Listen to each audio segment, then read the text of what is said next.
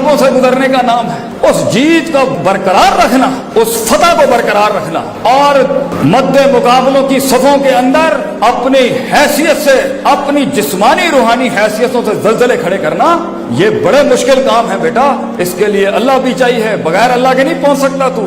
اس کے لیے جنگوں میں تجھے اپنا نبی لانا پڑے گا، تجھے اللہ لانا پڑے گا جنگوں کے اندر، تجھے صحابہ کرام، تابعین اور اپنے اسلاف کی 1200-1500 سال کی تاریخ لانی پڑے گی، اور تجھے اپنا آپ لانا پڑے گا، اور تجھے اپنے دور حاضر کے لوگ لانے پڑیں گے، تجھے پوری کائنات لانی پڑے گی اپنی زندگی کے اندر ایک قدم بڑھانے کے لیے۔ تو اگر لوگ نہیں آئے، قافلہ بڑا نہیں ہوا، لوگ مجھ سے سوال کرتے ہیں بچے، میں اتنا سا ہوں اور اسباب نہیں ہے۔ اور بیٹا اسباب کو تیری ضرورت ہے، تجھے اسباب کی ضرورت نہیں ہے۔ اسباب تجھے بلائیں گے ایک ٹائم پر، اسباب خود بلائیں گے تجھے۔ تو کیوں اسباب کا محتاج ہو رہا ہے اس ٹائم پر؟ کیوں نہیں کلیجے میں وہ روحانیت اتارتا کہ اللہ 600 پر والا آج بھی اتارے تیرے لیے نیچے؟ مَمَن يَتَّقِ اللَّهَ يَجْعَل لَّهُ مَخْرَجًا، 4 دروازے بند ہو، 5واں دروازہ کھلے تیرے لیے، لمیٹیشنز میں ممکنات پیدا ہو تیرے لیے، یہ تو تیری روح قائل کرے گی۔ بچے مجھے کہتے ہیں ہم سے مناظرہ نہیں ہوتا، ہم سے مناقشہ نہیں ہوتا، ہم سے ڈیبیٹ نہیں ہوتی۔ سن قرآن کی آیت پتر، اللہ کہندا ہے تو پرہیزگاری اپنا، تو گاڈ کانشیسنس اپنا، تو للہیت اپنا، تو تفکر اپنا، تذکر اپنا، تدبر اپنا، میں تجھے دلیل دے دوں گا مقابلہ کرنے کے لیے۔ ہمارے ہاں روش ہے لوگوں کو تبدیل کرنے کی، پہلے خود سے تو جنگ لڑ لے میرے بھائی، پھر دنیا سے جنگ پہ اتر جائیں۔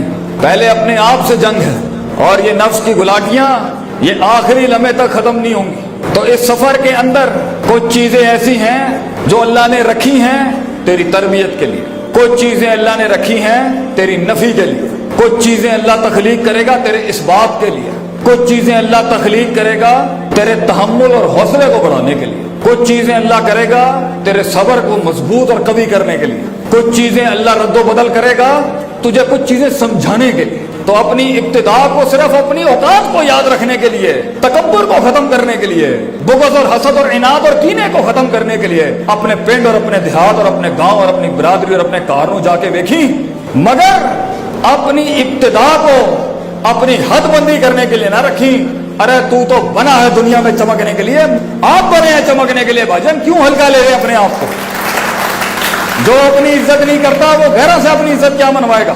تو بیٹا اپنی زندگی پہ تیرا کنٹرول، منزلوں کے اوپر وہ رسائی، لوگوں کی وہ تائید، جگر کلیجوں کا وہ الحاق تیرے ساتھ تب ہوگا جب تو اپنی روحانی لحاظ سے بھی اپنے آپ کو ٹھیک کرے گا، جسمانی فٹنس کا بھی خیال رکھے گا، تفکر تدبر کو بھی مضبوط رکھے گا، استادی شاگردیوں کو بھی باپ گرم رکھے گا، سیاست کو بھی سمجھے۔ تو نے وہ ظرف اپنانا ہے، لوگوں نے تیرے گوشت اور خون چوسے ہوں گے، کاٹے ہوں گے، تجھے جب اللہ وہ قیادت اور وہ وقار دے گا تو نے یہ کام نہیں کرنا بیٹا۔